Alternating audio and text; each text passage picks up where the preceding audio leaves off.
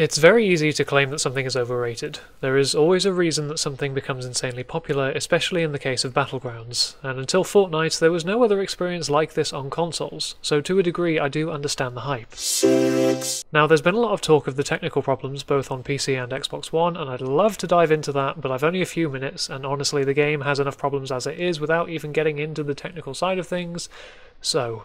What bugs me the most about Battlegrounds is the simple fact that sometimes you can be doomed from the start. The second your feet hit the ground, you need a weapon to ensure some form of defense. Next, a backpack, some body armor, a helmet, bandages, scopes, and so on. The aim is to get yourself appropriately geared up for the endgame, yet it wasn't all uncommon to have a match in which I would land and have nothing but flash grenades and a foregrip for a weapon I didn't have and nothing else, all due to the spawn rates of the items. The result of this means that even if you try pushing on, and you don't have a helmet, level 3 armor, a rifle, well, after a certain amount of time has passed, you almost stand no chance. Now, it's not impossible, of course, but if you get into a fight with someone who has armor and you don't, well, the best parts of Battlegrounds are when you are holding your position in a building. That moment when you hear footsteps approaching your position, you hear the front door open below you as you try to remain still so you don't make a sound.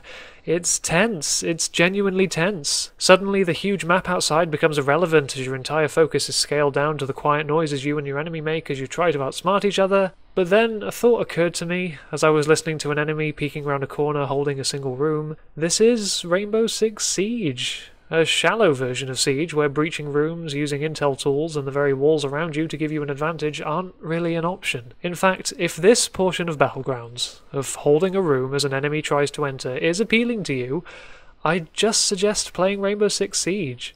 On the flip side, when you're not hunkering down inside a building, you'll be running and mainly proning across huge open spaces. Now, I do have to be honest that in the first few hours you play of Battlegrounds, this is really exciting. The paranoia consumes you as your eyes dart across the screen, hoping that no one can see you as you make the next desperate run to a house as the circle closes behind you.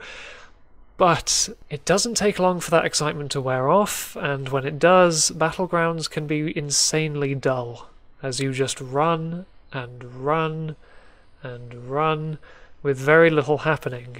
It's inevitable when you have a game as freeform and large as this, and I understand that. A tiny map with gunfights all the time simply wouldn't work. But it highlights how there isn't really an in-between with Battlegrounds. You're either holding a point with enemies closing in, stakes growing, tensions rising, heart pounding, sweat pouring, just waiting for that perfect shot, or just running and running and... Frankly, because of the design of the map mixing massive open spaces with tight claustrophobic interiors, it struggles to balance the action and the inaction. PlayerUnknown's Battlegrounds is a hard sell on its own terms. It's a technical mess, poorly optimized, often dull and frequently imbalanced. The lack of design, as it were, is admittedly appealing on paper, but ultimately frustrating in practice.